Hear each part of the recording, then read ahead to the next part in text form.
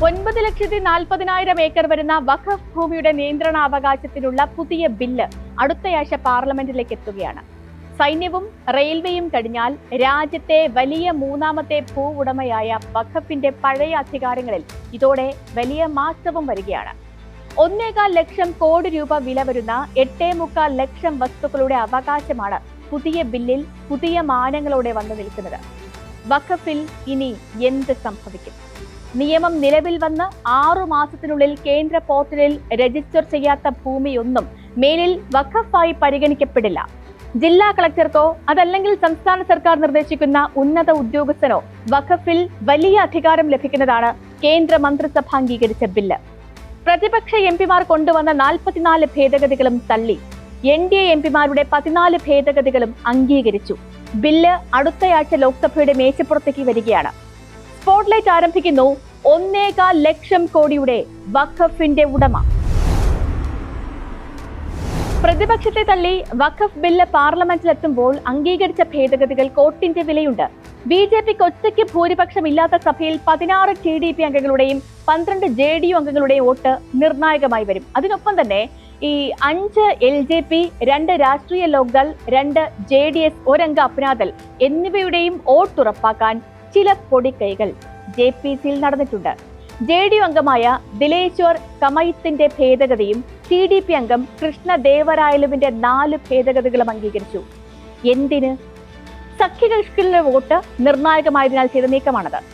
ഇതോടൊപ്പം ഭേദഗതികൾ കൊണ്ടുവന്നത് BJP എംപിമാരായ രാധാ മോഹൻ അഗർവാളും അഭിജിത് ഗംഗോപാധ്യായുമാണ്.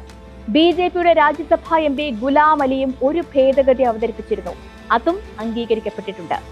3-2 ഭൂരിപക്ഷം ഇല്ലാതെ എങ്ങനെ പാസാക്കും എന്ന പശ്ചിമ ബംഗാൾ മുഖ്യമന്ത്രി മമതാ ബാനർജി ചോദിച്ചെങ്കിലും അത്യാവശ്യമില്ല എന്ന നിലപാടിലാണ് സർക്കാർ. ഭരണഘടനാ ഭേദഗതി വരാത്തതിനാൽ കേവല ഭൂരിപക്ഷത്തോടെ പാസാക്കാം. TDPയും JDUവും ഒപ്പമുള്ളതിനാൽ കേന്ദ്ര സർക്കാരിന് ഇക്കാര്യത്തിൽ ആശങ്കയില്ല. വഖഫ് ബില്ലിൽ ഭരണപക്ഷം കൊണ്ടുവന്ന 14 ഭേദഗതികളും തീർത്തും സാങ്കേതികമാണ്. BJP എങ്ങനെയാണോ ബില്ല് കൊണ്ടുവന്നത് ആ അടിസ്ഥാന സ്വഭാവത്തിൽ നിലവിൽ ഒരു മാറ്റവുമില്ല. വഖഫ് വസ്തു കേന്ദ്ര പോർട്ടലിൽ രജിസ്റ്റർ ചെയ്യാൻ 6 മാസം സാവകാശമാണ് അനുവദിച്ചിരുന്നത്.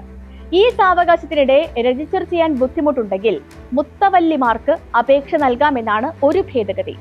ഓരോ അപേക്ഷയും പരിഗണിച്ച് വഖഫ് ട്രിബ്യൂണൽ അതതാൾക്ക് മാത്രം കാലാവധി നീട്ടി നൽകും എന്ന ഭേദഗതി കൊണ്ടുവന്നത് JDU അംഗമായ ദിലേശ്വർ കമൈത്താണ്.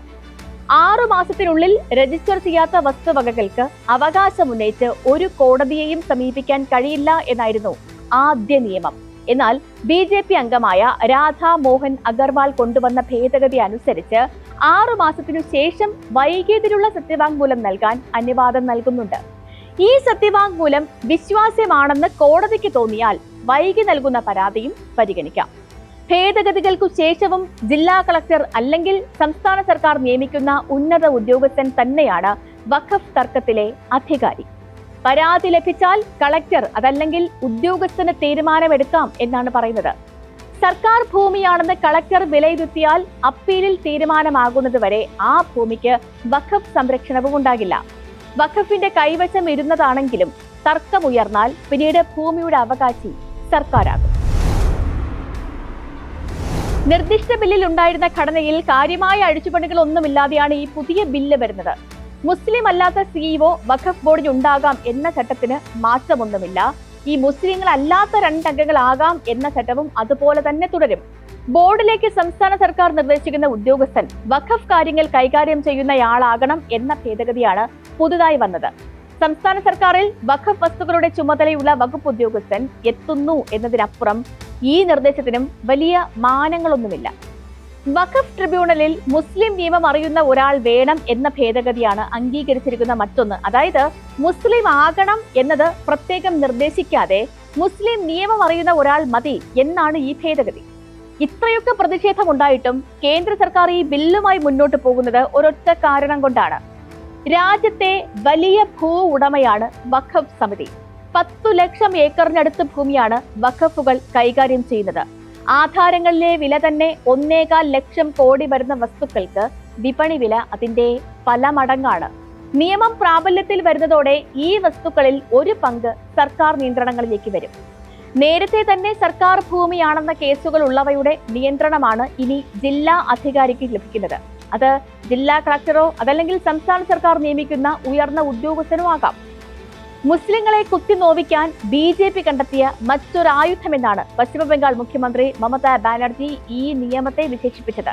മൂന്നാം നരേന്ദ്രമോദി സർക്കാരിന്റെ കാലത്ത് പാർലമെന്റിലെ പ്രതിപക്ഷ ശക്തി തെളിയിക്കാൻ ലഭിക്കുന്ന ആദ്യ അവസരം കൂടിയായി മാറുകയാണ് വഖഫ് ബില്ല്. ഇതോടുകൂടി ഇന്നത്തെ സ്പോട്ട്ലൈറ്റ് പൂർണ്ണമാകുന്നു. നാളെ മറ്റൊരു വിഷയമായി ഇതേ സമയം.